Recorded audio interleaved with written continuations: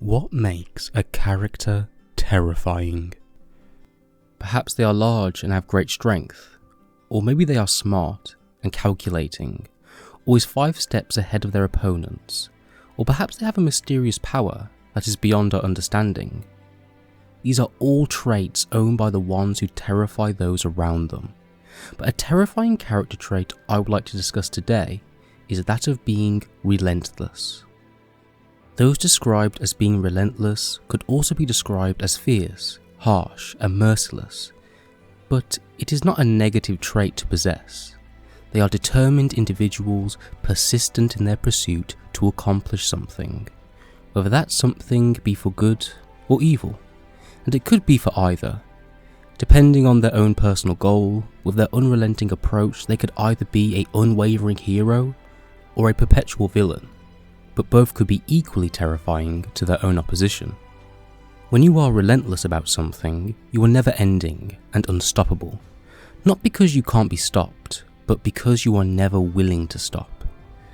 There are examples of the relentless in the fictitious worlds of written stories, but also in our real world.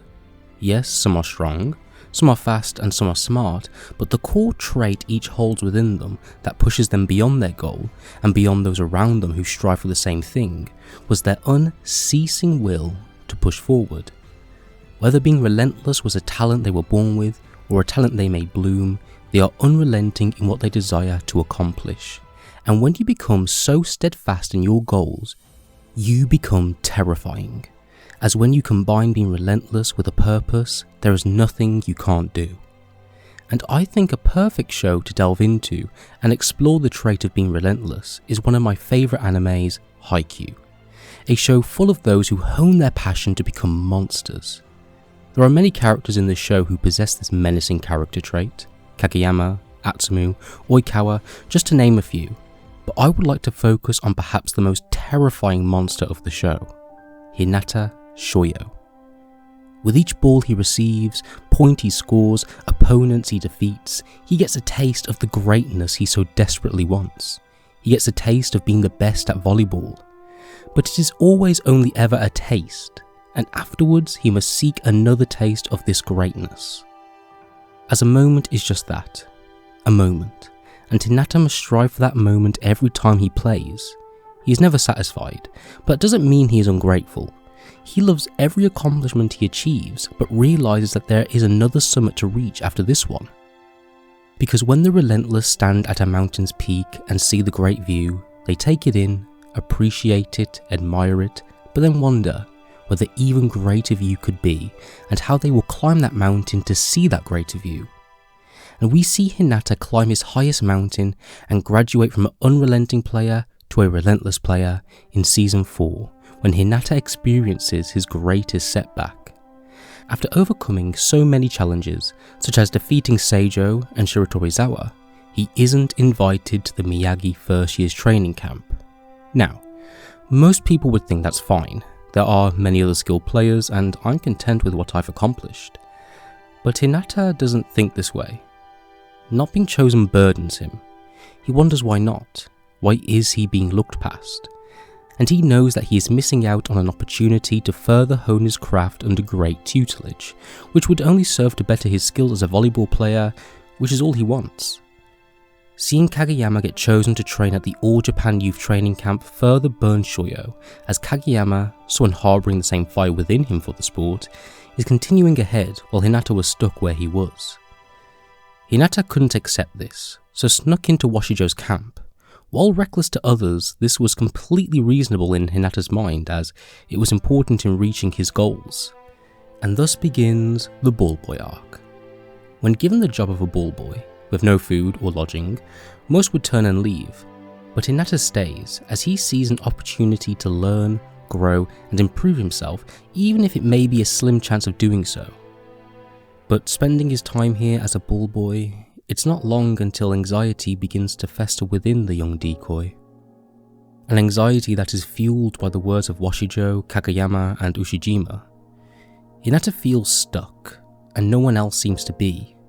What he once strived for, being able to score points, is no longer enough for him. Because he has that, but so do others, and they have more beyond that. Hinata is great at spiking and being a decoy to score points, but that is as far as his skills really go.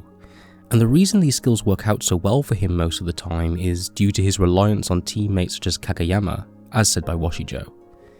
This is fine though, as volleyball is a team sport where the other members of your team will carry the rest of the burden of the game by your side.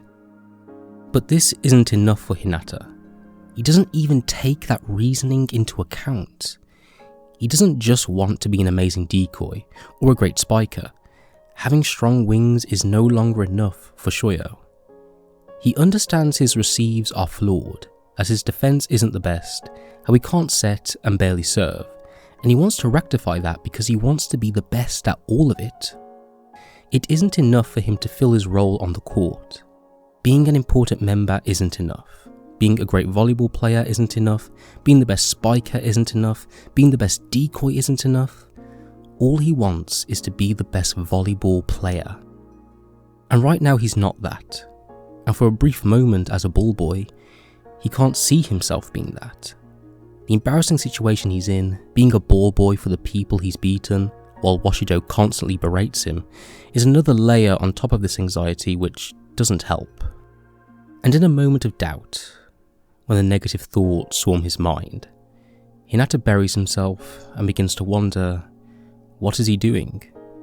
Not just here as a ball boy, but as a volleyball player. Is he doing what he needs to? What is he without Kageyama? Is he able to climb the tall ladder to greatness, or is this all that he has? And it is in this moment of self-doubt and confusion when Hinata shows his will of steel. Instead of allowing the negativity to consume him, he peels away the fear and anxiety and asks himself, what can he do now? He changes his perspective to see what he can learn here, to find the next step forward right here, right now. In this moment he overcomes the setback and reaches the path which will lead him to the top of the next summit. Dedicating himself to his role as the ball boy, his eyes open to a new perspective. In this role, he was no longer focused on his own spikes, but on the spikes of his opponents. He watches the tosses they hit and the spikers form, and in focusing on these details, Shoyo realizes he can predict the trajectory of the opposition's spike. Something he never noticed before when his previous perspective was solely focused on the opponent's defense, or more specifically, the wall he had to face above the net. Now, Hinata has found a way to improve himself in a situation where the odds were stacked against him. All he was offered was to pick up balls and fetch water, but thanks to his mindset, he found a viewpoint to volleyball he was once a complete stranger to.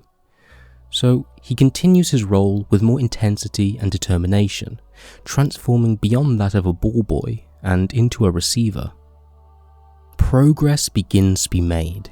His predictions grow in accuracy, he notices players' tells, his reaction times quicken, and soon he's able to catch the ball and pass it smoothly without hesitation. And with his mind acquainted to this whole other aspect of volleyball, his overall game sense improves as well. Instead of giving in to doubt and bowing to his limitations, Hinata opened his mind to absorb information and advice from everyone around him, even recalling advice he received in middle school from a classmate who was not even a volleyball player but a tennis player. That advice was the split step, a technique which was integral for Hinata improving his receives, a technique that would not have been in Hinata's arsenal if his mindset wasn't so open to improvement. His relentless mindset. The skills and knowledge he developed as a ball boy come in great use in the following episodes. When Karasuno train amongst themselves, practice against Data Tech and compete in nationals, the rest of Karasuno notice Hinata's improvements as not just a receiver, but as an overall volleyball player. But it is not until Karasuno face off against Inarizaki in a beautiful match of relentless passion against relentless passion that we see Hinata reach the peak of the next mountain he began to climb as a ball boy. We see Hinata attempt to receive again and again, never hesitating in his attempts, but not really succeeding. When he did receive the ball, he was in an awkward position. When he took on the correct position, he was unable to catch it. We watch as he relentlessly tries to receive over and over, unceasing in his mission to capture that perfect receive. and after all this trial and error, he finally accomplishes it.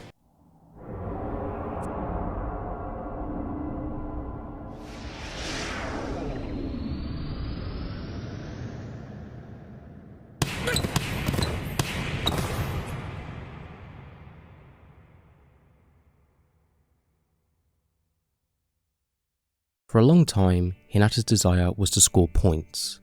We see this in many of his games preceding Season 4, and it is especially shown when he attempts to spike ahead of Asahi.